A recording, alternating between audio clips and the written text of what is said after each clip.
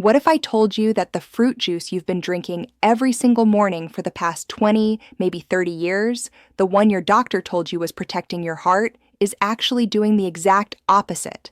A study published in the Journal of the American College of Cardiology just 3 months ago has completely upended what we thought we knew about one of the most popular heart-healthy beverages in the world. When I read this research, I sat at my desk for 10 minutes just staring at the data. Because this affects millions of people. It might affect you. I'm Dr. Evelyn Moore.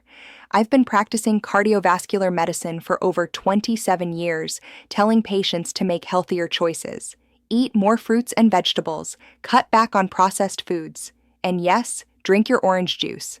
That last piece of advice, I'm not giving it anymore. Here's the truth. That tall glass of freshly squeezed, 100% pure, no sugar-added orange juice sitting on your breakfast table contains more sugar than a can of cola. And the way your body processes that sugar is contributing to arterial inflammation, the real silent killer behind heart attacks and strokes. Now, I know what you're thinking. Orange juice? Really? The same orange juice that's been recommended by health organizations for decades? The same orange juice that my grandmother drank, that my mother drank, that I've been drinking my entire adult life?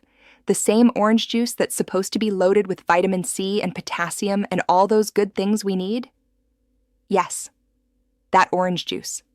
And what I'm about to share with you today is going to fundamentally change how you think about fruit forever. It's going to make you look at your breakfast table completely differently tomorrow morning.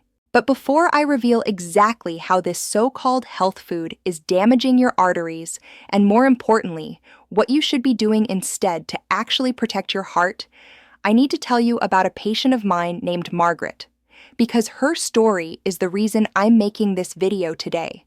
Her story is what made me realize I had a responsibility to share this information with as many people as possible. Margaret was 73 years old when she walked into my office. She was what I call a model patient. She exercised 3 times a week, water aerobics mostly. She hadn't touched red meat in 15 years. She took her medications exactly as prescribed, and every single morning, for over 40 years, she drank a large glass of fresh orange juice. Her mother had done it. Her grandmother had done it. It was simply what healthy people did. When Margaret came to see me, it wasn't because she was worried about her heart. Her cholesterol was good. Her blood pressure was controlled. She came in because she'd been feeling tired lately, a little more winded when climbing stairs. She thought maybe she needed her thyroid checked. I decided to run some additional tests, and this is where everything changed. Margaret's coronary artery calcium score came back at 423. For those who don't know, a score of 0 means clear arteries. A score over 300 indicates severe coronary artery disease and significantly elevated risk of heart attack. Margaret scored 423. This woman who had been doing everything right for 4 decades. I remember sitting across from her, trying to figure out how to tell her. She said, "Dr. Moore, I don't understand. I've been so careful. I eat healthy. I exercise. I drink my orange juice every day for the vitamins. What did I do wrong?" That's when it hit me. The orange juice. I asked Margaret how much juice she was drinking, about 16 ounces every morning, sometimes another glass in the afternoon. On weekends, maybe a 3rd glass because, as she put it, it's just fruit, so it must be good for me. When I calculated the numbers, Margaret was consuming nearly 60 grams of sugar every day from orange juice alone. That's more than the World Health Organization's recommended daily limit for all added sugars. And she had no idea. I want to pause here and ask you something. If you've ever felt confused about what's actually healthy and what isn't, if you've ever followed advice that turned out to be wrong, if you've ever felt betrayed by information you trusted, I want you to type the word confused in the comments right now, because you're not alone. The confusion isn't your fault. We've all been given incomplete information and sometimes outright bad information for decades, and that ends today. Now let me explain why orange juice is so problematic for your arteries. When you eat a whole orange, you're getting about 12 grams of sugar along with 3 grams of fiber. That fiber acts like a brake pedal. It slows down how quickly sugar enters your bloodstream. Your insulin levels rise gradually, then come back down. Everything stays in balance. But when you drink orange juice, all that fiber is gone. You're getting sugar without the brake pedal. And it's not just one orange worth. A 16-ounce glass contains sugar from 4 to 6 oranges. Would you ever eat 6 oranges in one sitting? Of course not. But we've been told that drinking them is healthy. This is where understanding the science becomes so important. Here's what happens in your body when you drink that glass of juice first thing in the morning. The sugar, which is about half glucose and half fructose, hits your bloodstream almost immediately because there's nothing to slow it down. Within minutes, your blood glucose levels spike dramatically, much higher and much faster than they would from eating whole fruit. Your pancreas detects this flood of sugar and goes into emergency mode. It has to release a massive surge of insulin to deal with this sudden crisis. Your insulin levels skyrocket to try to push all that sugar out of your blood and into your cells. Now, this might not sound so bad. Your body handled it, right? The sugar got dealt with.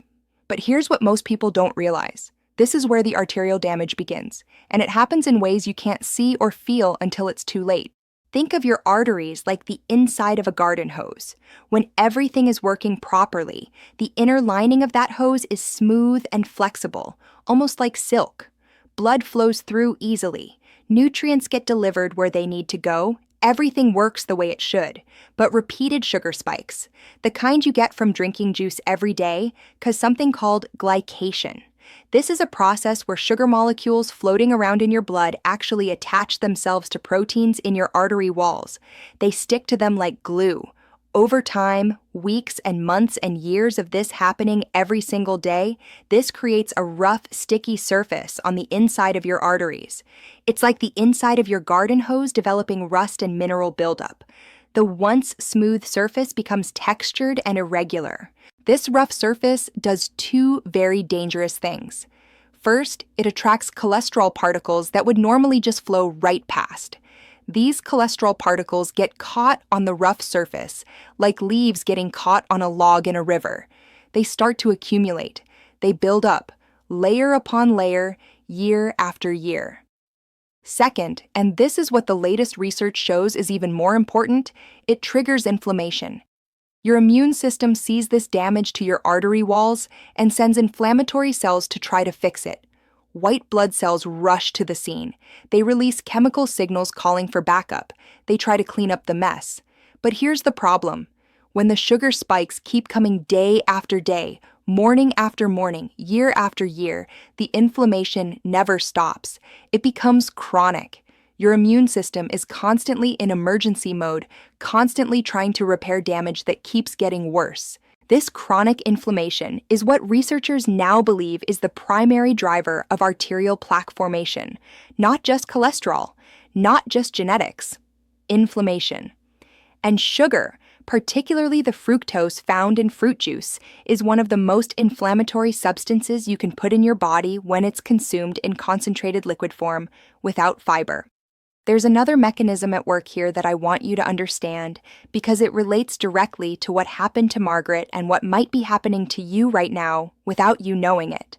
When you consume large amounts of fructose, the kind found abundantly in fruit juice, your liver has to process it. Unlike glucose, which your cells throughout your body can use directly for energy, fructose can only be metabolized by your liver. When too much fructose arrives too quickly, your liver gets overwhelmed. It starts converting that excess fructose into fat, specifically a type of fat called triglycerides. High triglycerides are directly associated with cardiovascular disease. They contribute to the formation of small, dense LDL particles, which are the most dangerous type of cholesterol particles, the ones most likely to penetrate your artery walls and cause damage. They also contribute to something called metabolic syndrome, a cluster of conditions that dramatically increases your risk of heart disease, stroke, and diabetes. So when you drink that glass of orange juice in the morning, you're not just spiking your blood sugar, you're not just triggering inflammation, you're also potentially raising your triglyceride levels and promoting the formation of the most dangerous type of cholesterol, all from something you thought was healthy. Now, The study I mentioned at the beginning of this video, the one published in the Journal of the American College of Cardiology, the one that made me completely rethink my recommendations to patients, followed over 100,000 participants for nearly 2 decades. This wasn't a small study. This wasn't preliminary research. This was a massive, long-term investigation into exactly how fruit juice consumption affects cardiovascular outcomes. The researchers specifically tracked how much fruit juice participants consumed and then followed them for years to see what happened to their hearts. What they found was striking. Participants who consumed 1 or more servings of fruit juice daily had a 17% higher risk of coronary heart disease compared to those who rarely drank juice, a 17% increase. And this held true even after the researchers accounted for other factors like overall diet quality, exercise habits, body weight, smoking status, and alcohol consumption. The juice itself was the problem. But here's where it gets really interesting, and this is what I promised to reveal at the beginning of this video. The researchers discovered that the negative effects were most pronounced in people over the age of 60. The older the participants were, the stronger the association between fruit juice consumption and heart disease. This is because as we age, several things happen in our bodies. Our insulin sensitivity decreases, meaning we don't process sugar as efficiently as we used to. Our inflammatory response becomes more pronounced, meaning the same amount of damage triggers a bigger reaction. Our liver becomes less efficient at handling fructose. Our arteries become stiffer and less able to handle fluctuations in blood sugar. That same glass of orange juice that might have been relatively harmless at 35, when your metabolism was running strong and your body could compensate, becomes significantly more damaging at 65. The exact same drink, the exact same amount, but your body just can't handle it the way it used to. And yet, who is the population that drinks the most orange juice? Seniors. People over 60, because that's what we were all told to do. That's what our doctors recommended. That's what we saw our parents do. It's the demographic that consumes the most juice and the demographic most harmed by it. The tragic irony is almost too much to bear. I need to tell you about 2 more patients because their stories illustrate exactly what I'm talking about and show you that this isn't just theory. This is real life. These are real people I've treated. Robert was 68 years old, a retired engineer, very analytical, very data-driven, very skeptical of anything that challenged what he already believed. When I first suggested he might want to cut back on his fruit juice consumption, he actually argued with me. Right there in my office, he pulled out his phone and started showing me articles about the health benefits of citrus fruits. He quoted studies about vitamin C. He told me his previous cardiologist from 20 years ago had specifically recommended orange juice for heart health. But Robert was also dealing with some stubborn problems that weren't responding to standard treatment. His C-reactive protein, which is a blood marker that measures inflammation in the body, was consistently elevated despite being on a statin medication. We couldn't get it down. His triglycerides were borderline high despite a reasonably good diet. His fasting blood sugar was creeping up toward the pre-diabetic range. And like Margaret, he drank about 2 glasses of orange juice daily, sometimes 3. I made a deal with Robert. I told him I understood his skepticism. I told him I respected that he liked to see evidence before making changes. So let's create some evidence, I said. Eliminate the juice for just 8 weeks. Just 8 weeks, nothing else changes. Same diet otherwise, same exercise routine, same medications, same everything. Replace the juice with whole fruit if you want fruit, or just with water, and then we'll retest your numbers. If nothing changes, you can go back to your juice and tell me I was wrong. He agreed. Reluctantly, but he agreed. When Robert came back 2 months later, I pulled up his lab results side by side with his previous ones. His C-reactive protein had dropped by 31%. His triglycerides came down by nearly 40 points. His fasting glucose was back solidly in the normal range. All of this from eliminating juice. He looked at the numbers. He looked at me. He was quiet for a long moment. Then he said, "Dr. Moore, I feel like I've been lied to my whole life. I feel like everyone I trusted gave me bad advice. I told him it wasn't about being lied to. It was about science evolving. It was about new research giving us better information. The advice he received 20 years ago was well-intentioned. It was based on what we knew then. Now we know more. And knowing more means we can do better. Then there's Patricia, 71 years old, retired school teacher, diabetic for about 12 years, and struggling to control her blood sugar for as long as she could remember.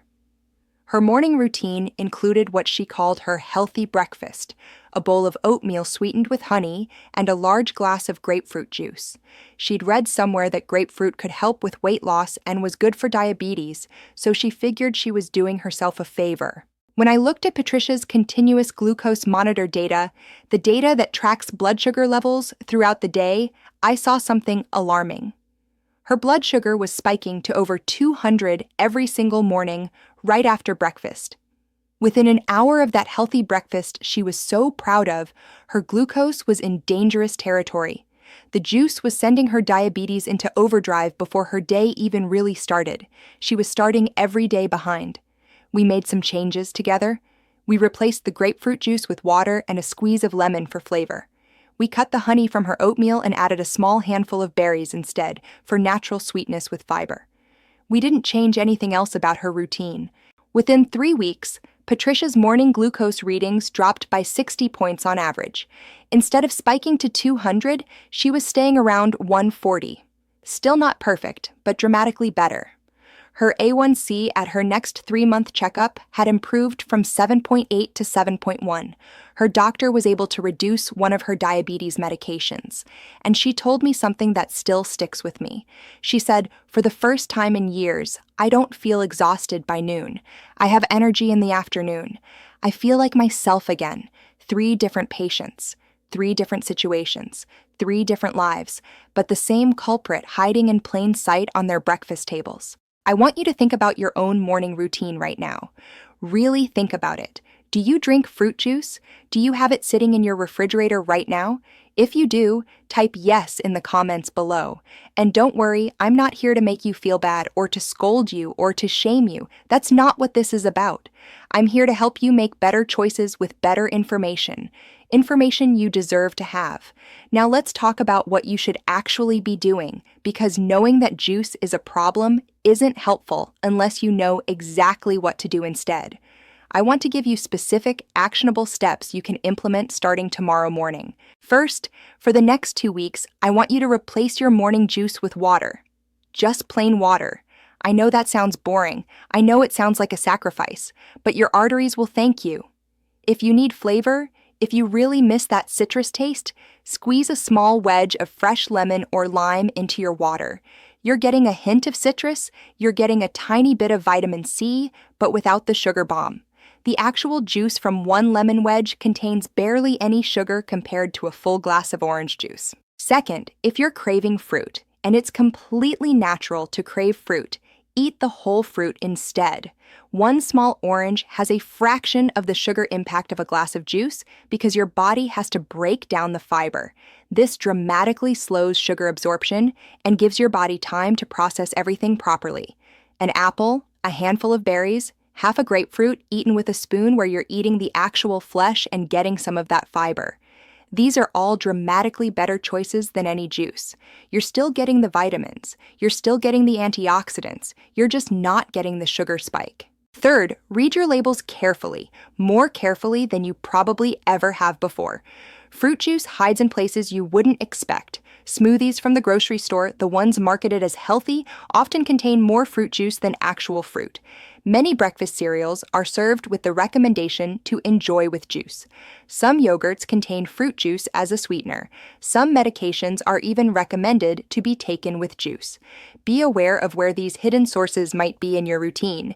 You might be getting more juice than you realize. Fourth, talk to your doctor about your inflammatory markers at your next appointment. Ask specifically about your C-reactive protein level and your fasting insulin level. These tests are not always included in standard blood panels, but they absolutely should be, especially if you're over 60.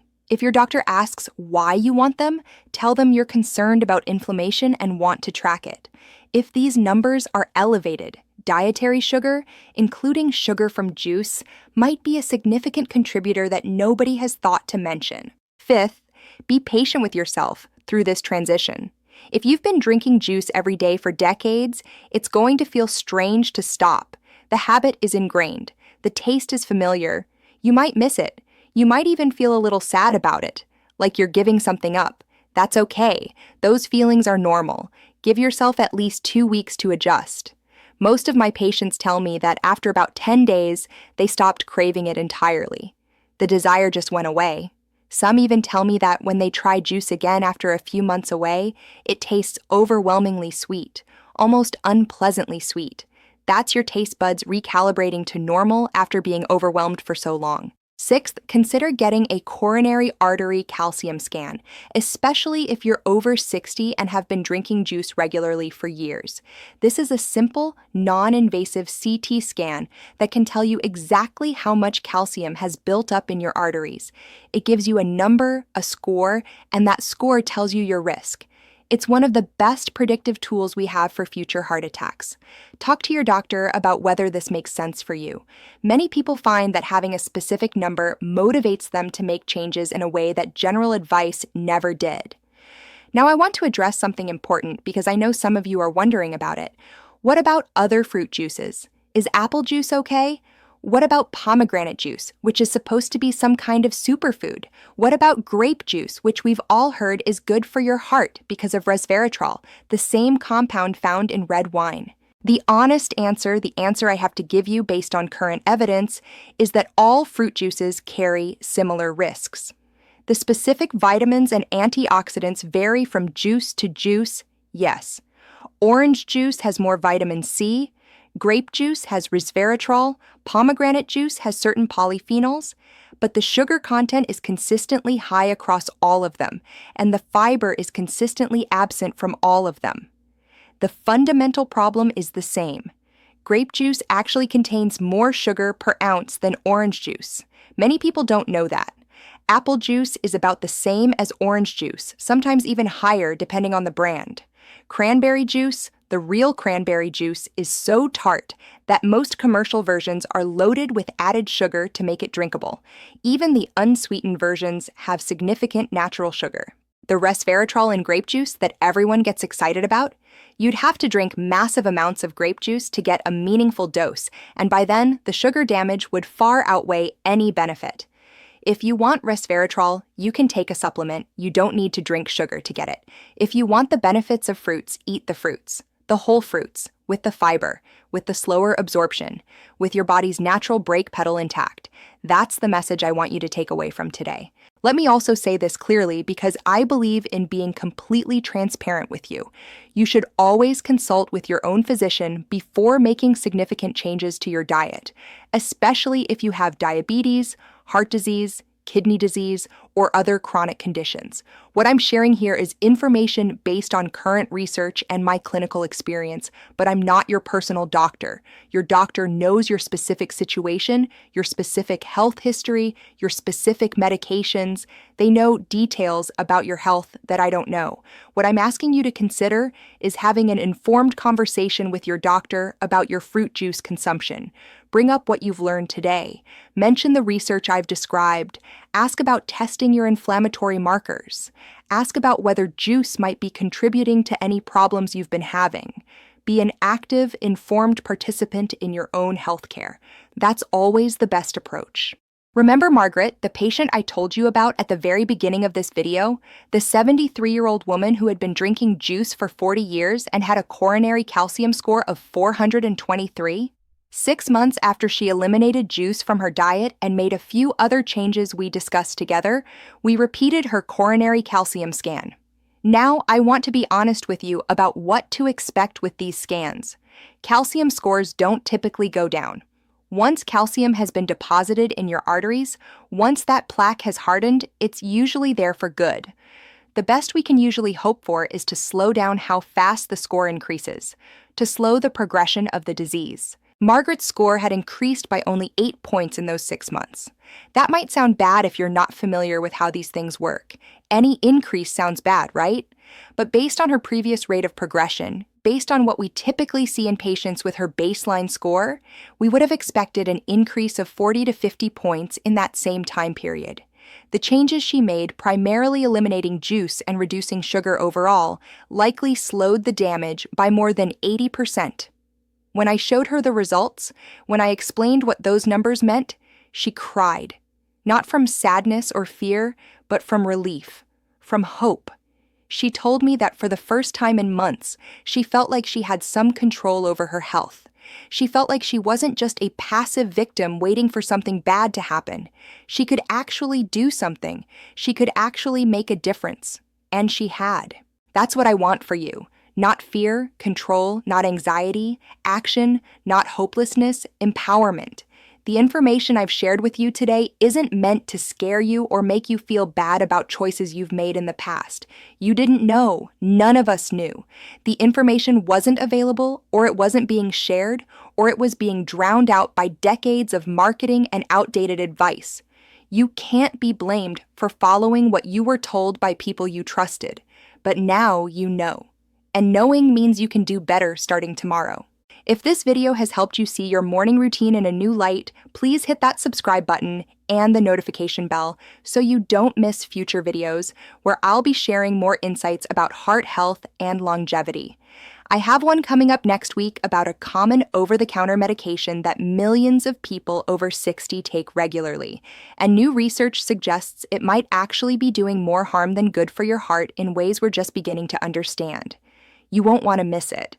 Please share this video with someone you love, your spouse, your sibling, your best friend, your neighbor, your book club. Anyone who drinks juice thinking they're doing something good for their heart deserves to have this information. They deserve the chance to make an informed choice. Don't keep this to yourself. And drop a comment below right now. Tell me one change you're going to make after watching this video. Just one thing you're going to do differently starting tomorrow. I read every single comment, and I love hearing from you. Your stories inspire me and remind me why I make these videos in the first place. Thank you for spending this time with me today. I know your time is valuable, and I'm honored that you chose to spend some of it here. Remember, it's never too late to make better choices. Your body is remarkably resilient. Your arteries can heal, at least partially, when you stop damaging them. Your inflammation can come down. Your numbers can improve. I've seen it happen countless times in my practice with patients who are willing to make changes and stick with them. Your heart has been beating for you every second of every day of your entire life. It's been there for you through everything, never asking for anything in return. It deserves the best care you can give it, and now you know a little bit more about what that care actually looks like. Take care of yourself, be kind to yourself, and I'll see you in the next video.